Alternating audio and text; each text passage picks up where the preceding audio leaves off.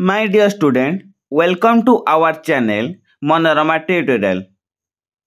पिलामाने आज आम पढ़ा दशम श्रेणी भूगोल बईर द्वितीय अध्याय जैव समलर प्रथम पाठ अरण्य समलर विषय वस्तु को आलोचना करिबा। प्रथम कहला जैव मंडल ना जैव मंडल क्या करबा ना अश्ममंडल बारिमंडल और बाह्यमंडल को नहीं जैव मंडल सृष्टि भूमंडलर एई तीन मुख्य मंडलर मिलन स्थल संकीर्ण मंडल जेउठारे विभिन्न प्राकृतिक उद्भिद वन्यप्राणी मनुष्य और अणुजीव पारस्परिक क्रिया साधन करिथांती ताहाकु जैव मंडल कुहाଯାଏ। तापर कहला प्राकृतिक उद्भिद कौनसी अंचल रे थिबा नाना प्रकार वृक्ष तृण और गुल्म इत्यादि को प्राकृतिक उद्भिद कुहाଯାଏ। एगुड़िक मनुष्यर बिना साहाय्य वृद्धि पाई थाए। भूपृष्ठर विस्तीर्ण अंचल रे परिव्याप्त क्षुद्र और बृहत वृक्ष बुदालिया कंटा गछ इत्यादि रहिथिबा प्राकृतिक उद्भिद को अरण्य कुहाଯାଏ। तापर कहला परिसंस्था ना जैव मंडल रे थिबा समस्त उद्भिद प्राणी और अणुजीव बंची रहिबा पई परस्पर सहित संपृक्त और निर्भरशील रही पारस्परिक सहवस्थान व्यवस्था को परिसंस्था कुहाଯାଏ।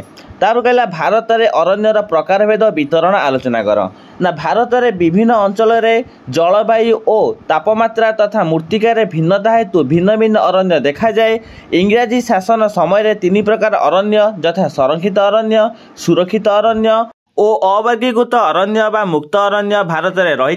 स्वाधीनता पर पुनश्च तीन प्रकार अरण्य संविधान अनुसार विभक्त करा जायछि। सेगुड़िक हैला राज्य अरण्य जार आयतन 93.8%, गोष्ठी अरण्य जार आयतन समुदाय अरण्य आयतनर प्राय 4.9% एवं बेसरकारी अरण्य जार आयतन समुदाय अरण्य आयतनर प्राय 1.3%। सेहीपरि भौगोलिक परिस्थिति नहीं अरण्य को विभिन्न श्रेणी रे विभक्त करा जाइअछि। एगुड़िक मुख्यतः 9 प्रकारर यथा क्रांतीय आद्य चिरहरित अरण्य 250 सेमी रु अधिक वृष्टिपात और 77% रु अधिक आर्द्रता थिबा अंचल गुड़िकरे एई अरण्य देखा जाए। भारतर पश्चिम घाट पर्वतमालार पश्चिम पार्श्व उत्तर पूर्व पार्वत्य अंचल एवं अंडमान निकोबर द्वीपपुंज रे देखा जाए।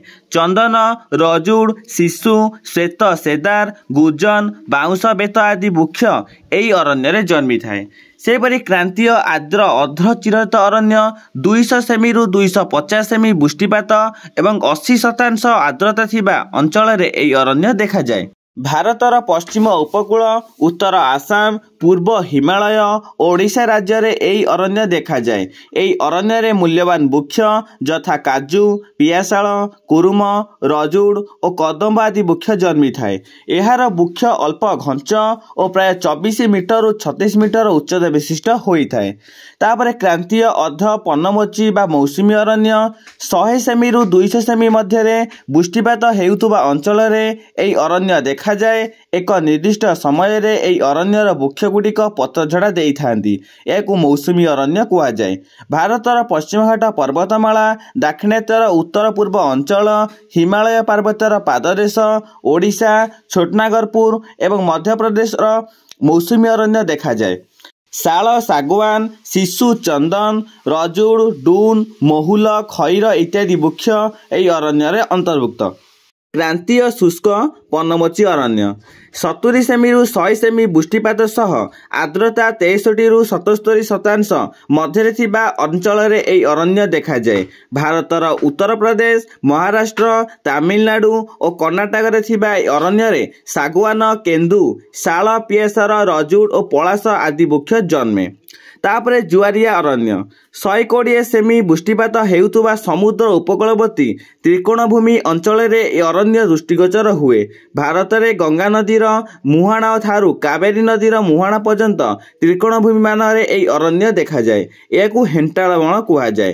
तापर कहला क्रांतीय कंटाबण गुल्म अरण्य 50 सेमी रु 75 सेमी वार्षिक वृष्टिपात सांगकु कम आर्द्रता 50% एई अरण्य पई आवश्यक होता है। एई अरण्य निमंते हाराहारी वार्षिक तापमात्रा 25 डिग्री सेल्सियस रु 27 डिग्री सेल्सियस आवश्यक होता है। भारतर दक्षिण पश्चिम पंजाब पश्चिम हरियाणा पश्चिम उत्तर प्रदेश केंद्रीय और पूर्व राजस्थान पश्चिम मध्य प्रदेश गुजरात सह्याद्रीर वृष्टि छाया अंचल रे एई अरण्य देखा जाए। तापर कहला उपक्रांतीय पार्वत्य अरण्य उत्तर पश्चिम हिमालय 1000 रु 1800 मीटर उच्चतार तथा 100 सेमी रु 200 सेमी मध्य वृष्टिपात हेउतुबा अंचल उपक्रांतीय आद्य पाइन अरण्य देखा जाए। एही चीर हेउची प्रधान वृक्ष। यह व्यक्तित जामु, ओक, रोजवुड एवं घंच तृण एठारे देखा जाए। 50 सेमी रु 100 सेमी मध्य वृष्टिपात पाउथुबा 450 रु 1500 मीटर उच्चता मध्य थिबा पार्वतीय अंचल उपक्रांतीय शुष्क चिरहरित अरण्य देखा जाए। आकाशिया, ऑलिव इत्यादि भूमध्य सागरीय जलवायु विशिष्ट उद्भिद एठारे देखा जाए।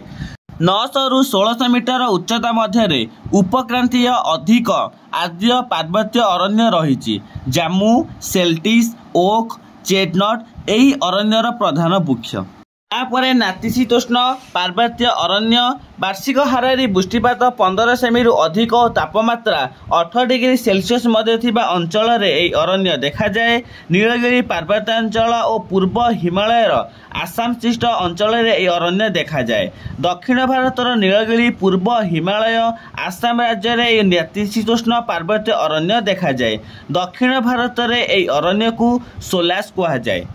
तापर कहला आल्फीय अरण्य ना आल्फीय अरण्य हिमालय पर्वतर 2700 मीटर रु 4000 मीटर उच्चता मध्य सौर वर्गीय वृक्ष पाइन और पर्णमोची वृक्षर मिश्रित अरण्य देखा जाए। एठारे सिल्भर, पीर, जूनपर, पाइन, ब्रांच आदि वृक्ष जन्मे। 2850 मीटर रु 3600 मीटर मध्य सिल्भर पर, जूनिपर, पाइन, ब्रांच, फ्रमविन इत्यादि घंच और झंकालिया वृक्ष हिमालयर दक्षिण ढालू अंचल आल्पाइन उद्भिद और उत्तर ढालू अंचल शुष्क कंटाटीय शुष्क उद्भिद देखा जाए। पश्चिम हिमालय ब्रह्मकमल और कुंटू नामक सुगंधित पुष्प गछ बढ़ी थाए। तापर कहला अरण्यर उपकारिता आलोचना कर। अरण्यर उपकारिता अनेक। यह मनुष्य को अर्थनैतिक क्षेत्र में बहुत साहाय्य करिथाए। प्राकृतिक विपर्यय, बन्या, बात्यार प्रकोपरू रक्षा करने पाई अरण्य आवश्यक होइथाए। जलवायु को नियंत्रण करी अम्लजान और अंगारकाम्ल मध्य वायुमंडल रे संतुलन रक्षा करिथाए। देशर अर्थनीति को विभिन्न उपाय प्रभावित करिथाए। वैदेशिक मुद्रा उत्पादन होइथाए। पर्यटक माने अरण्यस्थली गुड़ी को आकृष्ट होई आसी थांती। यह मध्य पर्यटन स्थली रूपे व्यवहृत होइथाए। कृषि, फल चाष और खाद्य आदि अरण्य द्वारा मिली थाए। जलशीर्षर उच्चता वृद्धि पाई थाए एवं अरण्य द्वारा जल कष्ट दूर होइथाए। तापर कहला अरण्य संबलर संरक्षण। अरण्य एक मुख्य संबल। आम देश में वर्तमान अरण्यर परिमाण ह्रास पाइबारे लागिछि। देशर आयतनर 1/3 भूमि रे अरण्य रहिबा आवश्यक।